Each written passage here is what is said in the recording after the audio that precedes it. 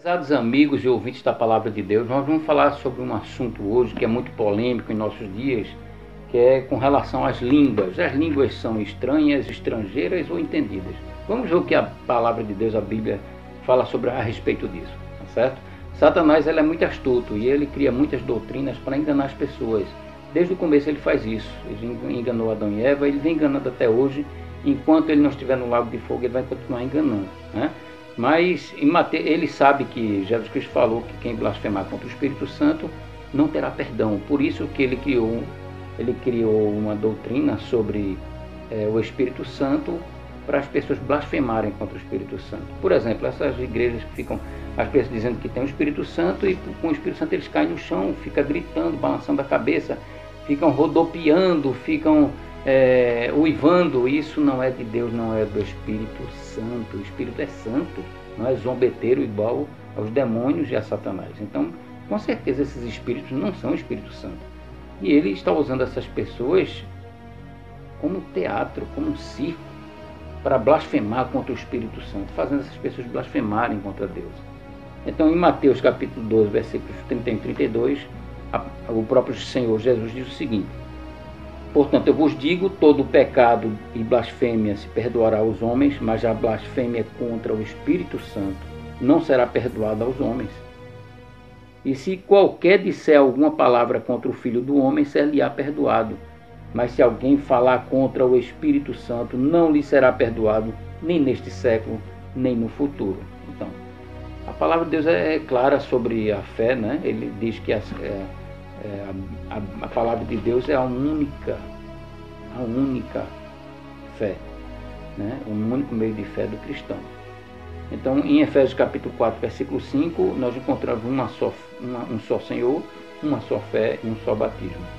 Em 1 Timóteo capítulo 4, versículo 16, nós encontramos que Deus nos ensina que há apenas uma doutrina, também que há uma doutrina só, e Efésios capítulo 4, versículo 14. Então nós encontramos também Tito 2:1, diz: tu, porém, fala que convém a sã doutrina. Então temos que nos preocupar com a sã doutrina, sim, porque Deus se preocupa com isso. Segundo João capítulo 1, versículos 9, 10 e 11, também fala que todo aquele que prevarei que não persevera na doutrina de Cristo não tem a Deus. No versículo 10, segundo João 1:10, diz: se alguém vem ter convosco e não traz esta doutrina, não recebais em casa, nem tampouco o saudeis. Versículo 11 agora: porque quem o saúda tem parte nas suas más obras. Isso é muito sério, meu amigo e meu irmão. A gente tem que se preocupar mesmo com as doutrinas de Deus, para separarmos o que é de Deus e o que é de Satanás. Porque Satanás criou muitas falsas doutrinas. O Senhor Jesus alertou sobre os falsos profetas que vêm disfarçados como ovelhas, mas interiormente são lobos devoradores. Isso está em Mateus capítulo 7, né? Nós encontramos várias religiões, várias com denominações diferentes, com doutrinas diferentes, diversas, e todas elas falando línguas estranhas. Isso é muito estranho.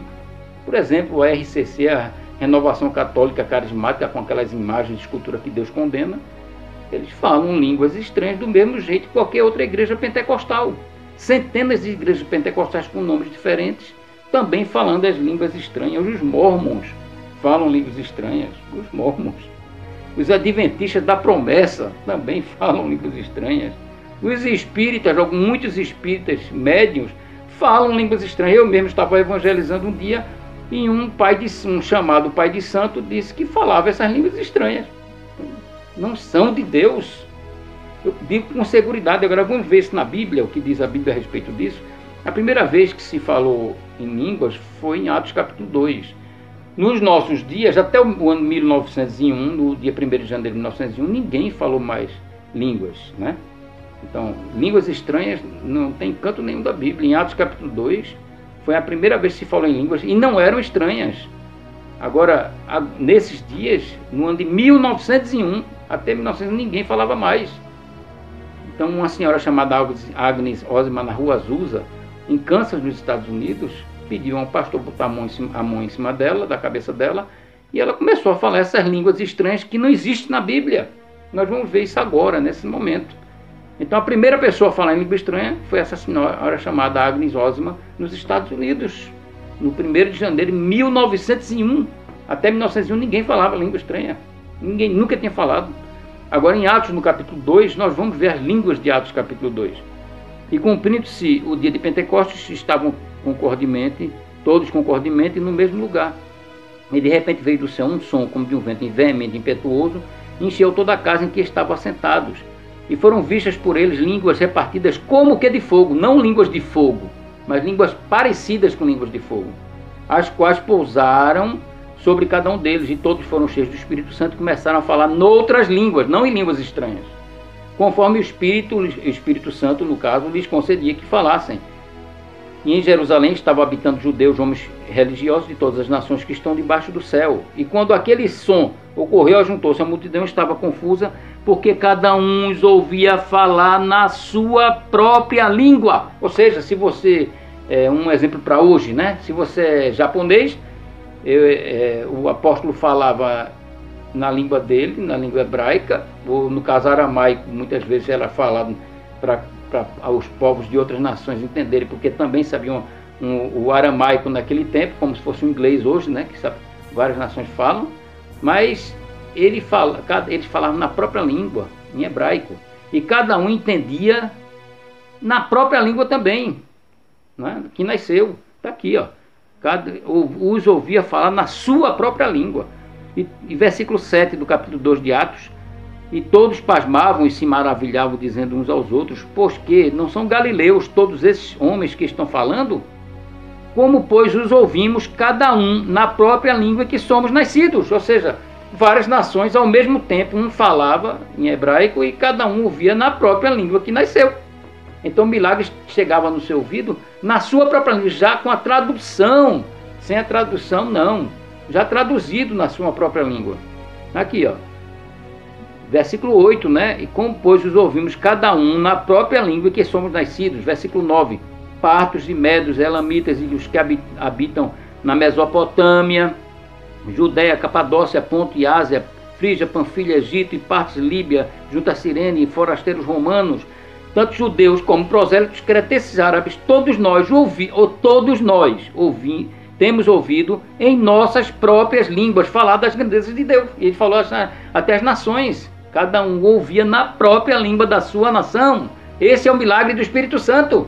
E blá blá blá, algarávia, uma língua que ninguém entende o que é, isso não é milagre do Espírito Santo. Agora, você falar numa língua e os outros que são de outras nações, na mesma hora que você estiver falando, ouvir na sua própria língua, isso é um milagre de Deus. Sim, aqui está as línguas pentecostais. Dia de Pentecostes, 50 dias depois da Páscoa. Deus aproveitou aquele dia de Pentecostes, porque tinha gente de várias nações ali reunidas, e ele expandiu o evangelho para o mundo inteiro num lugar só. Porque cada um que se convertia a Jesus Cristo ali, quando fosse para as suas terras, pregava o evangelho na sua língua. Então Deus, a própria sabedoria, usou aquele momento para pregar o mundo todo num momento só. Já pensou? Que coisa impressionante. E versículo 14, vamos pular um pouco por causa do tempo, só temos 15 minutos. Pedro, porém, pondo-se em pé com os 11, levantou a voz e disse-lhe: homens judeus de todos que habitam em Jerusalém, seja notório e escutai as minhas palavras. Estes homens não estão embriagados, como vós pensais, sendo a 3ª hora do dia. Mesmo entendendo na sua própria língua, eles pensavam: esse camarada está embriagado, como é que ele fala a língua dele e a gente entende nada da gente? No versículo 16, ele diz: e isto é o que foi dito pelo profeta Joel. Ou seja, eles estavam entendendo na própria língua, então não precisavam do intérprete de idioma. Ou seja, eles só precisavam de alguém explicar o que era. Jesus Cristo, eu nunca vou falar nesse Jesus. Então ele explicou aqui, Pedro. Isso é o cumprimento da profecia de Joel, como está em Joel, no capítulo 2, versículos 28 a 32, se cumprindo. E uma profecia cumprida não se cumpre mais. Por exemplo, o nascimento de Jesus cumpriu-se com o nascimento dele, não se cumpre mais. Ele não vai nascer de novo, outra vez. A morte de Jesus se cumpriu uma vez, ele não vai morrer mais. A ressurreição de Jesus, ele ressuscitou, não vai ressuscitar de novo, porque ele não vai morrer mais. Então, uma profecia cumprida, ela não torna a se cumprir. Em 1 Coríntios capítulo 14, que é um texto muito utilizado pelos pentecostais, e as pessoas dessas crenças, fala aos coríntios, que sempre foi uma igreja muito problemática, e nós vimos com relação à ceia, eles estavam praticando a ceia de uma forma errada, realizando a ceia de uma forma errada, e as línguas estavam fazendo a mesma coisa. E aqui ele diz o seguinte, porque o versículo, capítulo 14, vou pular alguns versículos por causa do tempo, né, que só temos mais 4 minutos. Diz assim: o que fala em língua, o que fala em língua não fala aos homens, senão a Deus, porque ninguém o entende. Em espírito fala mistérios. Mistério é o que você não entende, mesmo sabendo no seu idioma. Se você não entende sobre o assunto, é um mistério. Isso é um mistério. Mas, e no versículo 5 ele diz: e eu quero que todos vós faleis em línguas, mas muito mais que profetizeis, porque o que profetiza é maior do que o que fala em línguas. No versículo 7 ele diz: da mesma sorte as coisas inanimadas que fazem som, seja a flauta, a cítara, não formarem sons distintos, como se conhecerá o que se toca na flauta ou na cítara? Porque se a trombeta der som de incerto, quem se preparará para a batalha? Assim também vós, se com a língua não pronunciardes palavras bem inteligíveis, como se entenderá o que se diz? Porque estareis como que falando ao ar. Tem que ser entendida. Está bem claro aqui.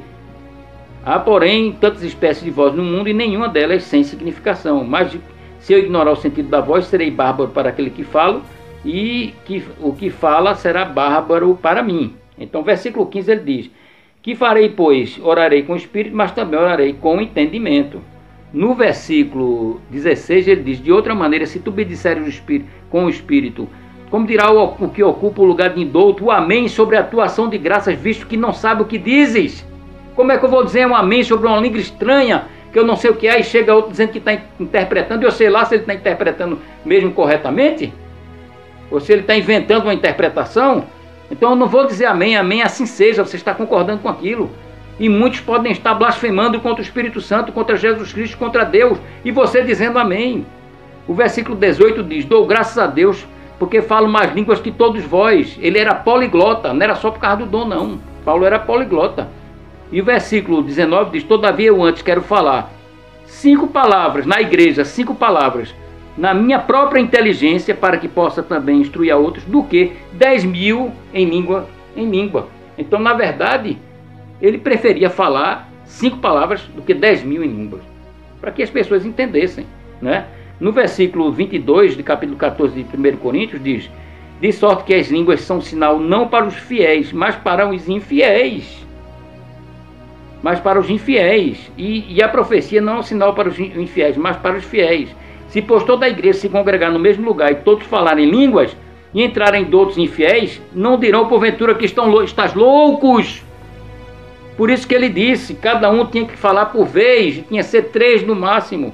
No versículo 27 ele disse: se alguém falar em língua, faça isso por 2, ou quando muito 3, e por sua vez haja um intérprete, ou seja, um que explique, mesmo entendendo no idioma, haja alguém que explique aquela mensagem. Mas se não houver intérprete, esteja calado na igreja e fale consigo mesmo e com Deus. Falem 2 ou 3 profetas e os outros julguem. Está vendo? No versículo 27 diz: muito, 3 era muito. Então, e por sua vez haja um intérprete. Se não houver, fica calado na igreja. Está aí no versículo 28. E versículo 33 diz: porque Deus não é Deus de confusão, senão de paz, como em todas as igrejas dos santos. As vossas mulheres estejam caladas nas igrejas, porque não lhes é permitido falar, mas estejam sujeitas, como também ordena a lei. E o assunto aqui é línguas. As mulheres não falavam em línguas nas igrejas. Então a Bíblia é atual. Deus não sabia o que ia acontecer no futuro para escrever isso aqui e mudar a sua palavra depois? Não. As mulheres não falavam em línguas. E a maior parte das pessoas que falam línguas hoje nessas igrejas são mulheres. É errado. Meu irmão, meu amigo, pense direitinho. Importa antes agradar a Deus do que aos homens. Por isso que estou falando a verdade para você. Estou falando rápido porque o tempo está acabando do YouTube, que são 15 minutos apenas. Mas eu quero deixar essa mensagem aqui para você. Consulte a Bíblia. Não engula qualquer doutrina que empurrarem você, não. Só o fato de tantas seitas diabólicas falarem essas línguas estranhas é uma prova que não são de Deus. As línguas são entendidas. E em 1 Coríntios 13:8 diz que as línguas cessaram. Leia lá. Cessaram quando vier o que é perfeito. Não é o perfeito Jesus Cristo, é o que é perfeito. Ou seja, a Bíblia completa com o Apocalipse que foi fechado no ano 100. Então, as línguas de Deus são entendidas, não são estranhas. E não existe mais esse dom.